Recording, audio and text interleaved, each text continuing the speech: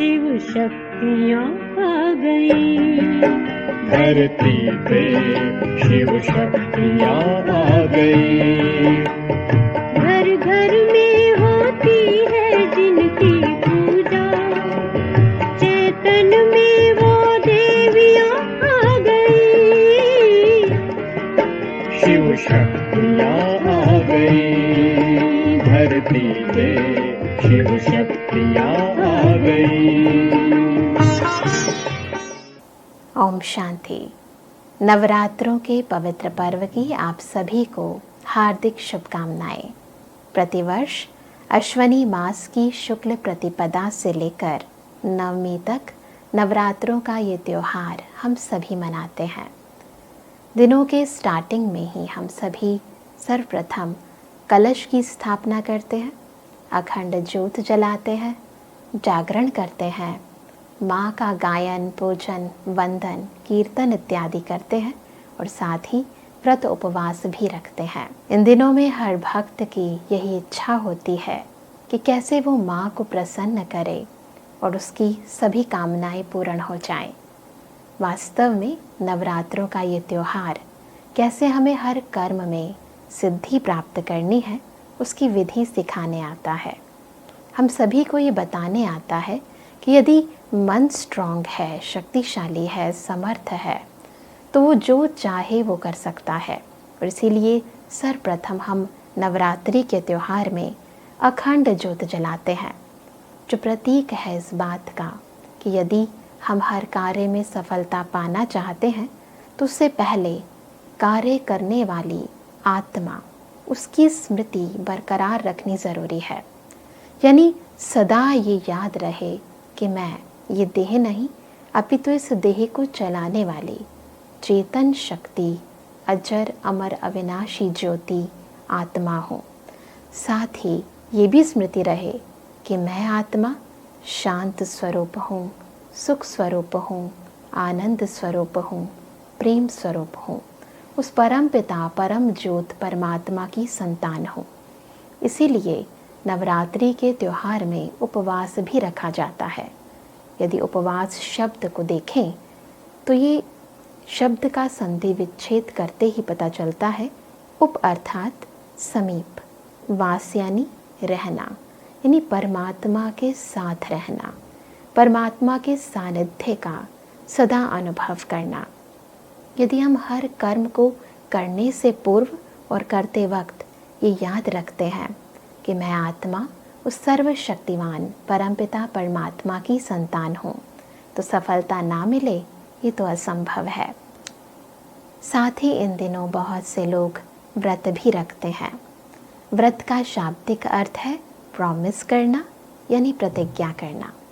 लोग ये प्रतिज्ञा करते हैं कि 9 दिनों में हम कोई भी राजसिक या तामसिक भोजन को ग्रहण नहीं करेंगे, केवल सात्विक भोजन ही ग्रहण करेंगे। क्योंकि सात्विक भोजन खाने से मन के अंदर जो विचार हैं वो भी सत्व प्रधान उत्पन्न होते हैं। क्योंकि अन्न का और मन का बहुत ही गहरा कनेक्शन है। अधिकतर लोग आम दिनों में तो बाहर भी भोजन कर लेते हैं या बाहर से भोजन मंगवा भी लेते हैं, परंतु वास्तविकता ये है कि जब बाहर कोई भोजन बनाता है तो उसकी मनोवृत्ति में यही रहता है कि इस भोजन के बदले उसे धन की प्राप्ति होगी। यानी माइंड जो है वो बिजनेस माइंडेड हो जाता है। यानी मन में यही संकल्प आता है कि इसके बदले में मुझे क्या मिलेगा। इसलिए आजकल देखते हैं कि हर एक का मन, जब एक दूसरे के संबंध संपर्क में हम आते हैं, व्यवहार में आते हैं, तो मन में यही संकल्प आता है कि मैं उसके साथ ऐसा कर रहा हूँ तो उसके बदले में उसको भी ऐसा ही करना चाहिए। मैं उसको इतना दे रहा हूँ, मान दे रहा हूँ, सम्मान दे रहा हूँ, तो उसके बदले में उसको भी मुझे मान, सम्मान, प्यार या सहयोग ज़रूर देना चाहिए। यानी निस्वार्थ वृत्ति खत्म होती जा रही है और हर संबंध के अंदर स्वार्थ वृत्ति उत्पन्न होती जा रही है। तो कारण एक ही है कि जिस अन्न को हम ग्रहण कर रहे हैं उसको बनाने की वृत्ति में वो बिजनेस माइंड की मनोवृत्ति समाहित है। तो इन दिनों हम बाहर के भोजन की भी परहेज रखते हैं। नवरात्रों के दिनों में बहुत से लोग जागरण भी रखते हैं। जागरण का अर्थ है आंतरिक जागृति, अपने अंदर के सोए हुए गुणों को, शक्तियों को, ज्ञान को जागृत करना। वो तब संभव है जब हम रोज़ आने वाली रात्रि को ना जागें, अभी तो अज्ञानता के अंधियारे से स्वयं को जागृत करें। हमारे अंदर ये जो छिपी हुई भावनाएं हैं, देह अभिमान की, काम की, क्रोध की, लोभ की, अहंकार की, इन भावनाओं से जागृति लाएं और सुख, शांति, आनंद, प्रेम के गुणों को अपनाएं, ईश्वरीय शक्तियों को अपने कार्य में प्रयोग करें। इसी को कहते हैं वास्तविक या आध्यात्मिक जागरण। साथ ही इन दिनों बहुत से लोग अष्टमी और नवमी पर कन्याओं का पूजन भी करते हैं। वास्तविकता में पूजन होता है उसका जो पवित्र है। तो ये पूजन किसी व्यक्ति का नहीं, अपितु पवित्रता का पूजन है, जिसके कारण ही कन्याओं को श्रेष्ठ माना जाता है। ज़रूरत है कि हम अपने अंदर, अपने भीतर पवित्रता को धारण करें। यहाँ पवित्रता केवल तन की नहीं है, अपितु पवित्रता साथ में है मन की, वाणी की, कर्मों की, धन की, संबंध की और संपर्क की। तन की पवित्रता के बारे में तो हम सभी जानते हैं कि इन दिनों हम सभी ब्रह्मचर्य व्रत को धारण करते हैं, परंतु इसके साथ साथ मन को भी तामसिक विचारों से, व्यर्थ विचारों से, नकारात्मक विचारों से दूर रखना, उनकी परहेज़ करना। जिसे बचपन में हम कहते थे कि बुरा न देखो, बुरा ना सोचो, बुरा ना बोलो, बुरा ना करो। तो इस बुराई से स्वयं को बचाए रखना, ये परहेज़ रखना बहुत ज़रूरी है। साथ ही धन की पवित्रता भी बहुत ज़रूरी है, क्योंकि धन का असर भी हमारे मन पर ज़रूर पड़ता है। जिस मनोवृत्ति से धन कमाया जाता है, चेक करने की ज़रूरत है कि क्या धन कमाते हुए हमारे मन में लोभ वृत्ति है, मोह वृत्ति है, किसी को धोखा देने की वृत्ति है, अहंकार की वृत्ति है। यदि ये तामसिक वृत्तियाँ हैं तो उस वृत्ति से कमाया हुआ धन कभी भी हमें सुख और शांति की अनुभूति नहीं करा सकता। तो नवरात्रों का ये त्यौहार हमें धन को कैसे पवित्र रखना है वो विधि भी सिखाता है। साथ ही संबंध, संपर्क में जब हम आते हैं तो एक दूसरे को सुख देने की वृत्ति है, एक दूसरे के साथ सहयोग देने की वृत्ति है, एक दूसरे को स्नेह देने की वृत्ति है, या फिर हमारे अंदर एक दूसरे के प्रति असहयोग वृत्ति है, किसी के लिए ईर्ष्या की वृत्ति है, नफ़रत की वृत्ति है, घृणा की वृत्ति है, अटैचमेंट है। चेक करने की ज़रूरत है। तो नवरात्रों का ये शुभ पर्व हमें संबंध और संपर्क की पवित्रता का भी पाठ पढ़ाता है। साथ ही वाणी की पवित्रता बहुत ज़रूरी है। अक्सर इंसान बिना सोचे समझे किसी के भी साथ कटु वचन बोल देता है, सोचता है कि सच ही तो बोल रहा हूँ, परंतु परमात्मा हमें सिखाते हैं कि सत्यता के साथ साथ सभ्यता का होना भी बहुत ज़रूरी है। तो वाणी की पवित्रता अर्थात जब भी हम किसी के साथ वाचा में आए तो मन में यही शुभ भावना हो कि सबका कल्याण हो, सभी सुखी रहें। शुभ भावना, शुभ कामना की वृत्ति को लेकर जब हम किसी के साथ बोलते हैं तो उसका प्रभाव पड़ता है। वो शिक्षा जो हम चाहते हैं दूसरे को देना, वो ग्रहण करता है। अधिकतर लोग हमारी बातों को भी अवॉइड कर देते हैं। कारण ये है कि वाणी को बोलते हुए हमारे अंदर की वृत्ति भी व्यर्थ भावों से युक्त होती है। इसीलिए नवरात्रों का त्यौहार हमें संपूर्ण पवित्रता को धारण करने की शिक्षा देता है। तो मन, वचन, कर्म, संबंध, संपर्क और वाणी की पवित्रता को जीवन में धारण करके जब हम नवरात्रों का ये शुभ पर्व मनाते हैं तो ये शुभ दिन हमारे हर दिन को शुभ करने का एक माध्यम बन जाते हैं। नवरात्रों से संबंधित बहुत सी पौराणिक कथाएं भी जनमानस में प्रचलित है। दुर्गा सप्तशती में वर्णित है कि जब एक बार मधु और कैटप, ये दो राक्षस देवताओं को पराजित करने में समर्थ हो गए, तब सभी देवी देवताएं विष्णु जी की शरण में गए, परंतु उस समय विष्णु जी योग निद्रा में सोए हुए थे। तब ब्रह्मा जी ने एक कन्या की उत्पत्ति की और उस कन्या ने विष्णु जी को जागृत किया और तब मधु और कैटप इन दोनों राक्षसों को विष्णु जी ने पराजित किया। एक और कथा के अनुसार जब महिषासुर नामक राक्षस ने देवी देवताओं को परास्त कर दिया, तब देवी देवताएं त्रिदेव की शरण में गए। तब त्रिदेव की शक्ति से एक महाशक्ति की उत्पत्ति हुई और फिर उस देवी ने महिषासुर राक्षस का संहार किया। ये भी माना जाता है कि जब शुंभ निशुंभ नामक राक्षसों ने देवताओं को परास्त किया तो शिव की शक्ति से देवी पार्वती ने काली रूप धारण किया और फिर शुंभ निशुंभ सहित चंड मुंड व रक्त बिंदु जैसे राक्षसों को परास्त किया। वास्तविकता में हमारे अंदर का राग और द्वेष ही मधु और कैटप है और हमारे अंदर छिपी हुई राक्षसी प्रवृत्तियां, जिसमें मुख्य है काम, क्रोध, लोभ, मोह, अहंकार, ईर्ष्या और द्वेष, यही वो शुंभ निशुंभ या फिर चंड मुंड है। हमारे अंदर जो बार बार व्यर्थ संकल्प उत्पन्न होते हैं, जिन्हें हम चाहकर भी रोक नहीं पाते, वो उस रक्त बिंदु के समान है जिसे हम बार बार मारते हैं और फिर दोबारा वो व्यर्थ संकल्प उत्पन्न हो जाते हैं। साथ ही महिषासुर उस महिष बुद्धि का परिचायक है, यानी भैंस बुद्धि का परिचायक है, जिसमें ईश्वरीय ज्ञान ठहर नहीं सकता। परंतु जब आत्मा परमपिता परमात्मा शिव को याद करती है, शिव शक्ति बन जाती है, तो उस याद की अग्नि से, उस काली रूप से इन सभी राक्षसों का वध हो जाता है। तो ये सभी कहानियाँ हमें आंतरिक सशक्तिकरण की ओर अग्रसर करती हैं।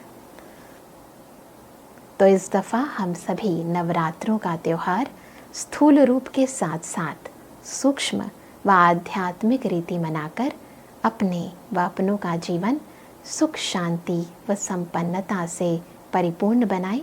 यही हमारी आप सभी के प्रति शुभकामनाएं हैं। आप सभी का जीवन सदा मंगलमय रहे। इन्हीं शुभकामनाओं के साथ एक बार फिर सभी को नवरात्रों की बहुत बहुत बधाई। ओम शांति।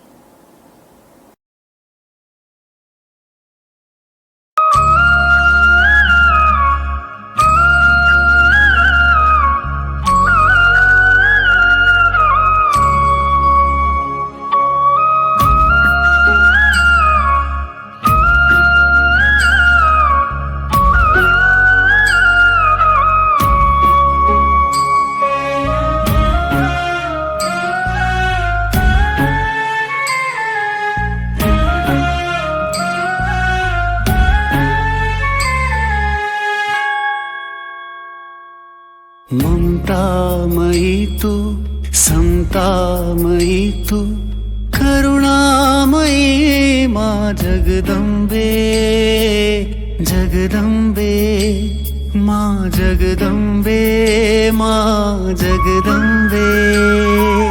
ममतामयी तू, समतामयी तू, करुणामयी माँ जगदम्बे, जगदम्बे। भक्तिमयी तू, शक्तिमयी तू, तू वरदानी माँ जगदम्बे, माँ जगदम्बे, माँ जगदम्बे, माँ जगदम्बे।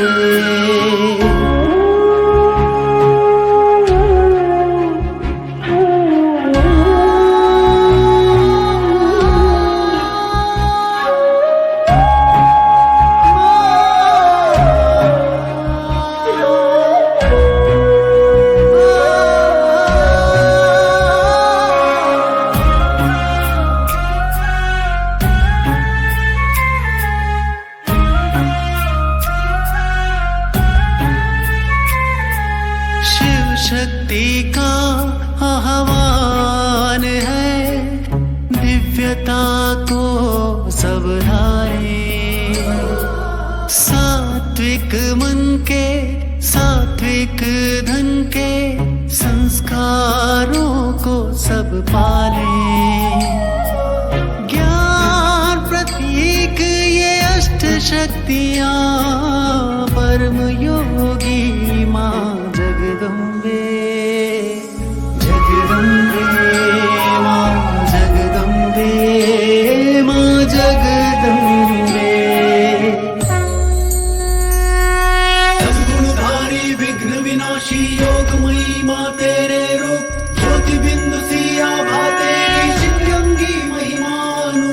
सद्गुणधारी विघ्न विनाशी योगमयी माँ तेरे रूप ज्योति बिंदु सिया भाते शिवलिंगी महिमानु।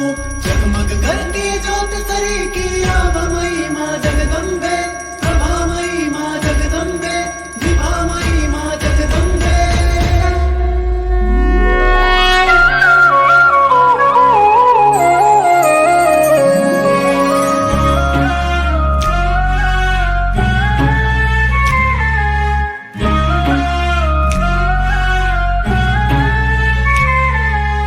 नवदुर्गा का अर्थ यही है आसुरी दुर्गुण नाश करे।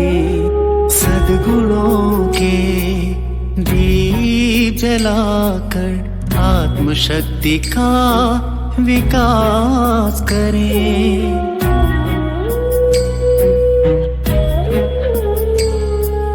कलयुग के अंधेरे को हरती संगम काल में जगदम्बे माँ जगदम्बे जगदम्बे माँ जगदम्बे।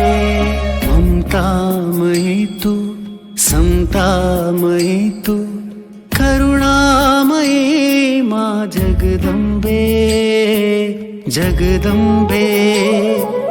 भक्तिमयी तू शक्तिमयी तू वरदानी माँ जगदम्बे जगदम्बे माँ जगदम्बे। परम पिता शिव की शिव शक्तियाँ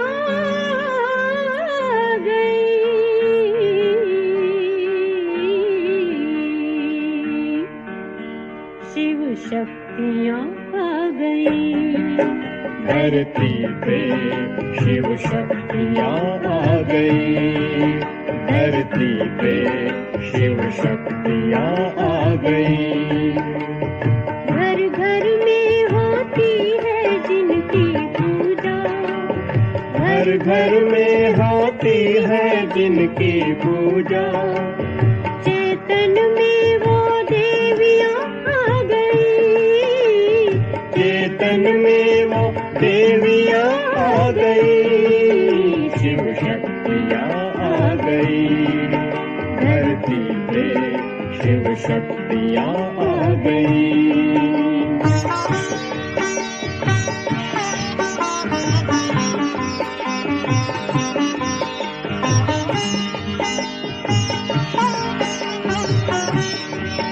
बन ज्ञान गंगा वो अमृत पिलाए। बन ज्ञान गंगा वो अमृत पिलाए। वो माँ बन के उमंग को बढ़ाए। वो माँ बन के उमंग को बढ़ाए। वो सर्व की प्यास बुझा रही है। वो सर्व की प्यास बुझा रही है। शिव शक्तियाँ आ गई। धरती पे शिव शक्तियाँ आ गई।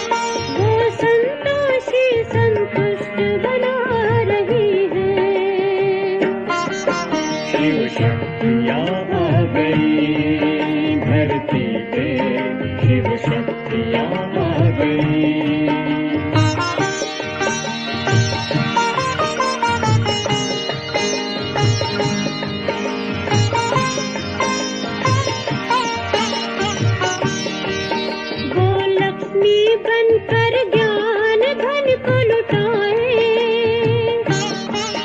वो लक्ष्मी बनकर ज्ञान धन को लुटाए, वो सरस्वती बन ज्ञान वीणा सुनाए, वो सरस्वती बन ज्ञान वीणा सुनाए, वरदानों को बरसा रही है, वरदानों को बरसा रही है। शिव शक्तियाँ आ गई धरती पे, शिव शक्तियाँ आ गई।